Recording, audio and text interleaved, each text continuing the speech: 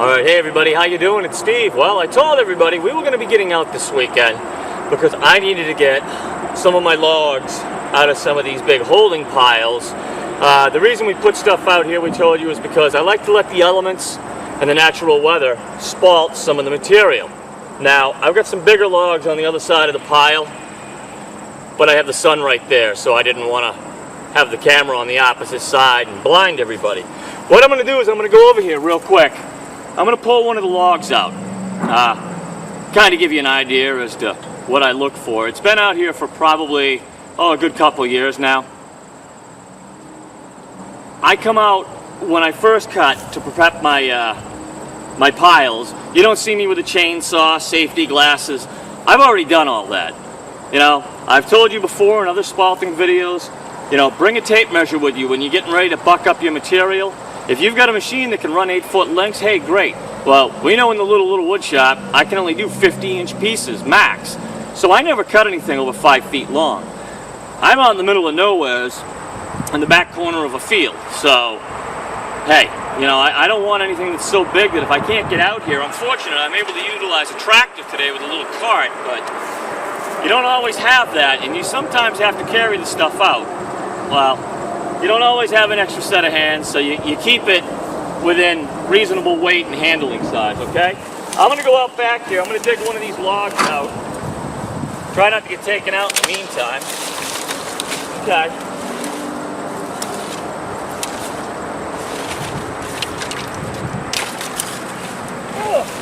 Oh, goodness gracious. All right, well, here's one of our logs. Oh, goodness. Let me get this in the cart. I don't know how well you guys can see this. Actually, I'll bring the log to you. It'll be a little easier. Oh, my word. Okay, this is maybe a 3-footer. All right, our bark's all coming off of it. It's been really dry up here for the last couple weeks. We haven't been getting any rain, but this has been out here a while.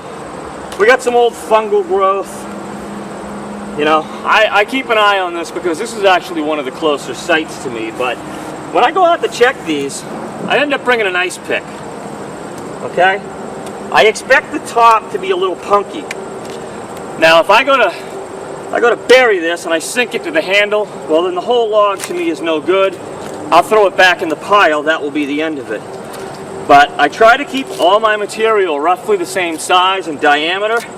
This is poplar. Again, I told you the 3 species up here that I have are poplar, beech, and birch. Now, yes, other species, they do spalt. However, my poplar gives me the most beautiful effects in the wood.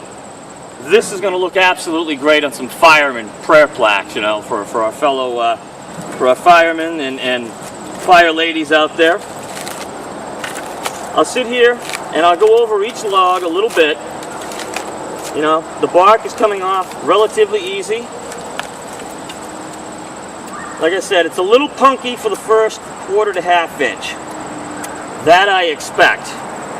But if you go to bury it all the way to the handle, roll it back in the fire. You've kind of left it in the pot a little too long and it's too done. All right, this one isn't bad. Now, if these were really, really wet, I'd probably have an extra set of hands out here. Now, we do have some smaller stuff in the pile. The only other thing I'll mention, too, is when you go back into your piles a couple years later, look out for bees or any ground hornets, because I've had to deal with that surprise before, too. That is no fun.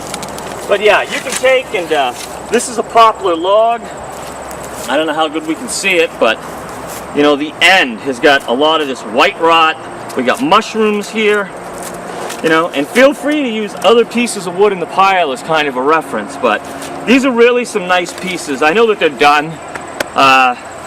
This one seems a little punky, but who knows? I may grab it too, because this is something that's small enough you could rip down on a bandsaw. Again, really nice colors, white rot. This will really look as though it's had some fire damage, and you can make some nice plaques out of this stuff. It's another option for another niche another niche financial, stream that you can create in your own shop. But I will not buy spalted material just for the mere fact that this stuff costs a lot of money to go out and purchase. But again, you can go out and forage your own. You just got to have a little patience with it. It's a pile of wood. It's a stack of brush and scrap garbage. There's nothing special about it. Set it, forget about it. Write the date down when you constructed it. Measure your logs, cut things down to easy, lengths that you can handle yourself. Try to put them in locations where you can get them out with a little more ease. It's just wood, Trees grow everywhere. So, and the other thing that we also do is, and we will recommend, double check with your landowner, okay? Because again, I told you a little bit of respect goes a long ways. If you ask somebody, hey, can I go look for some down material, the first thing that's going to come to mind, they're going to think that you're looking for firewood. Well, when you explain to them your intentions and what you want to do, most people don't have a problem. This stuff is already on the ground. We don't personally need to go out and chop any good standing live trees. I don't need to do it. But yeah, there really isn't a lot to it. If you guys can create a brush pile, the only thing I would suggest, put a layer of brush down and put the logs you want. Try not to let them lay directly on the dirt. That's the only thing. And then by stacking the brush over it as the brush decomposes, it should also help to feed the little spores and enzymes in the log itself to create the beautiful colors. But not a lot to it. Pretty simple. I've been promising you, ladies and gentlemen, that we were going to get out here and do this for some time. And well, we're getting closer to winter now than we are any other season. So I needed to get these logs out. We're going to get them back, and we're going to get them in the stock room. We're going to get some dunnage under them. We're going to let them dry throughout the fall before we send them off to the mill. But yeah, that's about it, everybody, okay?